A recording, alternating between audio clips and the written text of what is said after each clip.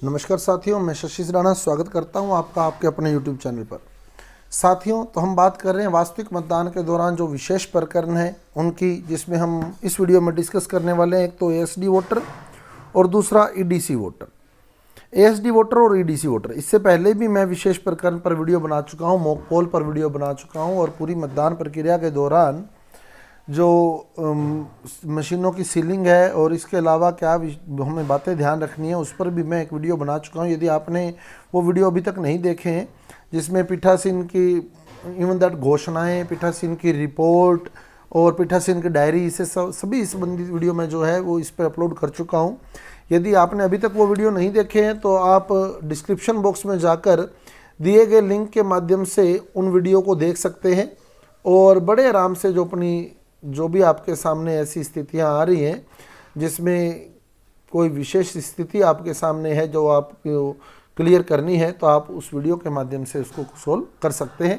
तो इस वीडियो में हम बात करें एसडी वोटर की और EDC वोटर की। तो सबसे पहले हम बात करते हैं एसडी वोटर। एसडी वोटर का में ए का अर्थ है एब्सेंट, एस का अर्थ है शिफ्टेड और डी का अर्थ है डेथ। यानी अगर वो वोटर लंबे समय से अपने जो उसका क्षेत्र है, उसका जो वार्ड है, वो वहाँ से लगातार अनुपस्थित चल रहा है, BLO जब उसके यहाँ राउंड लगाता है तो वो BLO को नहीं मिलता तो उसे वहाँ से अनुपस्थित मान लिया जाता है। और शिफ्टेड, जब उसका परिवार जो है वहाँ से शिफ्ट हो चुका है, स्थानांतरित हो चुका है, पलायन कर चुका है, तो वो शिफ्टेड वोटर की श्रेणी में आता है। और डेथ, जब उसकी डेथ हो चुकी है, तो ऐसा हो सकता है, मान लो कि दो सेम नाम के व्यक्ति हों उस वार्ड के अंदर और एक की डेथ हो गई हो और बाई चांस वोट दूसरे का कट गया हो, तो वो स्थिति जो है वो डेथ केस में आ सकती है। कि जैसे मान लो दो X नाम के दो व्यक्ति एक वार्ड में रह रहे हैं, अब डेथ हुई X1 की लेकिन वोट कट गया X2 का, तो ऐसे केस में X2 तो वोट डालने आएगा ही, पर उसका वहाँ हमारे को शो होगा कि इसकी डेथ हो चुकी है, जबकि वास्तव में डेथ हुई थी X1 की, तो वो डेथ केस आ जाता है। तो ASD वोटर इसमें रहते हैं, एब्सेंट, शिफ्टेड और डेथ। तो यदि मतदाता सूची में अनुपस्थित, स्थानांतरित या मृत व्यक्ति वोट डालने आता है, मतदाता सूची में मृत बताया हुआ है लेकिन वास्तव में मृत नहीं है, वोट किसी और का कटना था, डेथ के कारण कट उसका गया है, तो दस्तावेज के आधार पर उसकी पहचान सुनिश्चित करते हुए घोषणा पत्र लेने के बाद वोट डलवाना है। यहाँ ध्यान रखें, उसका घोषणा पत्र लेना है। मैं घोषणा पत्र भी आपको दिखा दूंगा कि वो घोषणा पत्र क्या रहेगा, उसके बाद ही उसका वोट डलवाना है। ये क्लियर कर लें, जब भी ऐसे विशेष केस आ रहे हैं तो उसका घोषणा पत्र जरूर लेना है हमने। और इसमें इंपॉर्टेंट बात क्या रहेगी, 17 कै रजिस्टर में वोटर के हस्ताक्षर और अंगूठे की निशानी दोनों लेने हैं।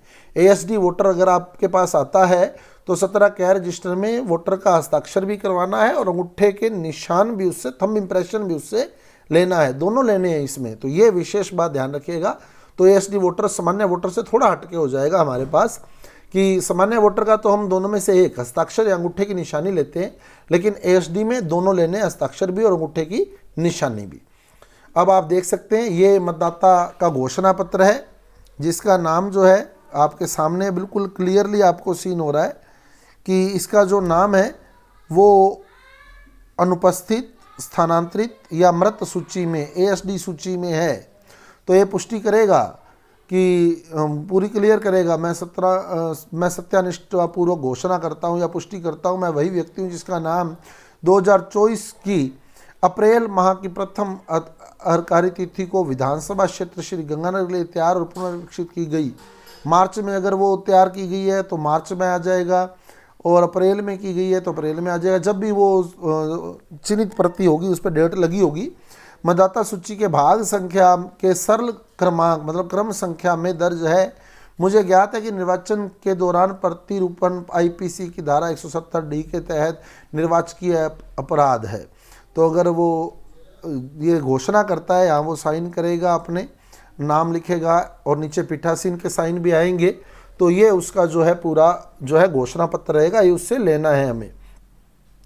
उसके बाद EDC वोटर क्या होता है। EDC वोटर बोले तो इलेक्शन ड्यूटी सर्टिफिकेट, जिसको जारी हो चुका है EDC इलेक्शन ड्यूटी सर्टिफिकेट। तो इलेक्शन ड्यूटी सर्टिफिकेट जिसको जारी होता है, तो इसका अर्थ इलेक्शन ड्यूटी सर्टिफिकेट से है। मतदाता प्रमाण पत्र के आधार पर संबंधित क्षेत्र के किसी भी मतदान केंद्र पर बैलेट यूनिट में सामान्य वोट की तरह ही अपना वोट डालता है। तो मतदाता जो होता है प्रमाण पत्र दिखाता है, वो ईडीसी प्रमाण पत्र उसके पास होगा, वहाँ इलेक्शन ड्यूटी सर्टिफिकेट जारी होगा निर्वाचन अधिकारी की ओर से, वो वहाँ मतदान किसी भी मतदान केंद्र पर सिवाय उस मतदान केंद्र के जहाँ उसका वास्तव में वोट है। मान लो उसकी ड्यूटी किसी कारण से कट जाती है तो अपने एक्चुअल जहाँ उसका वोट है वहाँ वोट नहीं देने जाएगा, वो किसी अन्य मतदान केंद्र पर वोट देने जाएगा, ईडीसी प्रमाण पत्र वहाँ दिखाएगा और बिल्कुल 17 कै में उसकी एंट्री होगी, सारा कुछ वही रहेगा। बैलेट यूनिट में ही वो वोट डालेगा, उस कंट्रोल यूनिट से बैलेट जारी किया जाएगा, बैलेट यूनिट में वोट डालेगा। विशेष क्या रहेगा, 17 कै रजिस्टर में वोटर की एंट्री करने के साथ ईडीसी भी लिखना है ताकि ध्यान रहे कि वो ईडीसी वोटर है। इसके अलावा जो चिन्हित प्रति होती है उसके लास्ट पेज में भी कहीं ईडीसी वोटर का आप लिख लें हल्का फुल्का कि आपको चिन्हित प्रति से भी जब जमा करवाएंगे तो उसमें भी थोड़ा क्लियर हो जाएगी ईडीसी वोट इसमें डला हुआ है। तो 17 कै रजिस्टर में ईडीसी जरूर लिखना है। तो आप देख सकते हैं ये पीठासीन अधिकारी की डायरी, ईडीसी की एंट्री कहाँ होगी, ये जो ईडीसी वोटर है इसकी एंट्री कहाँ होगी, इसकी एंट्री होगी पीठासीन की डायरी में। पीठासीन अधिकारी की डायरी आपके सामने है और इसका आप लोग 10 नंबर बिंदु अगर देख रहे हैं, 10 नंबर बिंदु मतदान केंद्र पर नियत मतदाताओं की कुल संख्या है। जैसे मान लो आप किसी बूथ पर जा रहे हैं, उस बूथ पे सपोज कि 852 वोट है, 852 वोट है। निर्वाचक नामावली की चिन्हित प्रति के अनुसार मत देने के लिए अनुज्ञात किए गए निर्वाचकों की संख्या, इसमें पोस्टल बैलेट जो है एएसडी जो है वो घट गए हैं। उसके बाद घटने के बाद जो भी अनुज्ञात किए गए निर्वाचक हैं उसकी संख्या यहाँ आ जाएगी। उसके बाद 17A में जैसे मान लो यहाँ आपके पास सपोज कि 832 आ गए, 832 आ गए।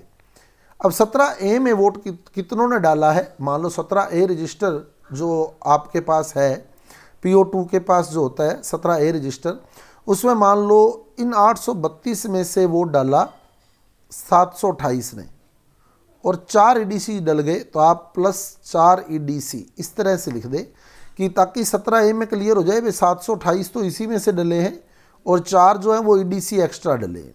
मतदान मशीन के अनुसार रिकॉर्ड किए गए मतों की संख्या, तो यहाँ आपका टोटल मिलान कर जाएगा 728 तो वो और 4 ईडीसी 732। इसमें भी आप लिख सकते हैं ऐसे 728 + 4 ईडीसी। तो ये आपका जो है ईडीसी की एंट्री यहाँ रहेगी पीठासीन की डायरी के बिंदु नंबर 10 के अंदर, बिंदु नंबर 10 के अंदर। तो साथियों ये था हमारा एएसडी और ईडीसी वोटर। बहुत जल्द एक वीडियो मैं और जारी कर रहा हूँ जिसमें मतदान के समय वोटर जो है वो आता है और अपना नाम जो है रजिस्टर में 17A रजिस्टर में दर्ज करवा देता है। उसके बाद वो वोट डालने के लिए PO3 के पास जाता है, PO3 जो है उसका बैलेट जारी कर देता है और उस समय वो जो है वोट डालने से मना कर देता है कि मैं वोट नहीं डालूंगा। तो वो विशेष स्थितियाँ 2 हो सकती हैं, यदि मतदान के दौरान वो वोट डालने से मना करता है या मतदान के अंत में वो वोट डालने से मना करता है। तो मतदान के अंत में मना करता है तो क्या स्थिति रहेगी, कैसे हम क्लोज बटन को दबाएंगे, क्योंकि बैलेट जारी होने के बाद क्लोज बटन काम नहीं करता। अगर हमने बैलेट जारी कर दिया है तो हमारी जो कंट्रोल यूनिट है उस पर बिजी लैंप का साइन आ जाता है और फिर वो बिजी लैंप जो है वो ऑफ नहीं होता। तो उसकी क्या प्रक्रिया रहेगी, किस प्रकार हमें बिजी लैंप को ऑफ करना है, वो सारा प्रोसेस जो है मैं आपको बता दूंगा अगले वीडियो के अंदर। साथियों यदि आपको हमारे वीडियो बेहतर लग रहे हैं तो कृपया इन वीडियो को ज़्यादा से ज़्यादा शेयर करें और हमारे वीडियो को लाइक करें, हमारे चैनल को सब्सक्राइब करें ताकि अगले वीडियो का नोटिफिकेशन जो है आपको नोटिफिकेशन बॉक्स में प्राप्त हो सके। तो मिलते हैं अगले वीडियो में बहुत जल्द। धन्यवाद।